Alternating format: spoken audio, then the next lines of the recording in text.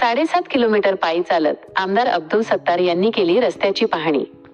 12 गावांच्या दळणवळणाचा प्रश्न सुटणार, कामाला गती देण्याच्या अधिकाऱ्यांना सूचना. सिल्लोड व सोयगाव मतदारसंघातील तालुक्यातील रावळा ते पळासखेडा, टिटवी, जामठी, गोद्री, सावळतबारा घाट या मार्गावरील रस्त्याच्या कामाला आता गती मिळाली असून या कामाची आमदार अब्दुल सत्तार यांनी सार्वजनिक बांधकाम व वन विभागाच्या अधिकाऱ्यांसमवेत तब्बल 7.5 किलोमीटर पायी चालत पाहणी केली.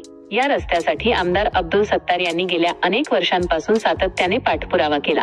त्यांच्या पाठपुराव्यामुळे 20 फेब्रुवारी 2023 रोजी सदरील रस्त्याच्या कामाला मान्यता मिळाली. त्यानंतर पहिल्या टप्प्यात भूसंपादनाची कार्यवाही पूर्ण करून रस्त्याचे सीमांकन करण्यात आले.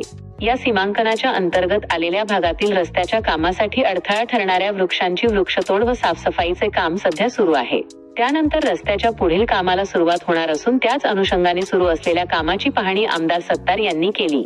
डोंगर रांगा, चढ उतार, दऱ्याखोरे आणि झाडाझुडपांमधून मार्गक्रमण करत आमदार अब्दुल सत्तार यांनी सुरुवातीपासून शेवटपर्यंत संपूर्ण रस्त्याची प्रत्यक्ष पाहणी केली. यावेळी संबंधित अधिकाऱ्यांकडून सुरू असलेल्या कामाची माहिती घेत कामाचा सविस्तर आढावा घेतला.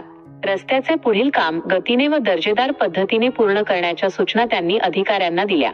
या संपूर्ण रस्त्याचा भाग वन विभागाच्या अखत्यारीत येत असल्याने वन विभाग व सार्वजनिक बांधकाम विभागाच्या अधिकाऱ्यांनी यावेळी उपस्थित राहून सुरू असलेल्या वृक्षतोड, साफसफाई, सीमांकन तसेच पुढील कामाच्या प्रक्रियेबाबत आमदार अब्दुल सत्तार यांना माहिती दिली.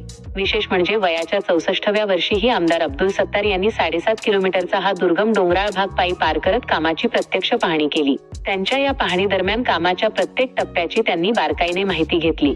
पाहणीचा समारोप पळासखेडा येथे झाला.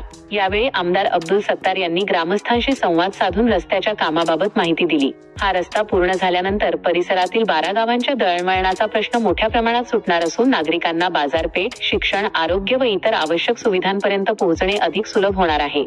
यावेळी जामनेरचे वनपरिक्षेत्र अधिकारी सूरज आवारे, सार्वजनिक बांधकाम विभागाचे उपअभियंता ब्रह्मानंद तायडे, कनिष्ठ अभियंता प्रमोद राठोड, वनपाल समाधान धनवट, वनरक्षक कुणाल जाधव यांच्यासह शिवसेना तालुका प्रमुख धरमसिंग चव्हाण, सांडू तडवी, जिप सदस्य देविदास पालोदकर, केशवराव तायडे, शिवप्पा चोपडे आदी अधिकारी व पदाधिकारी उपस्थित होते.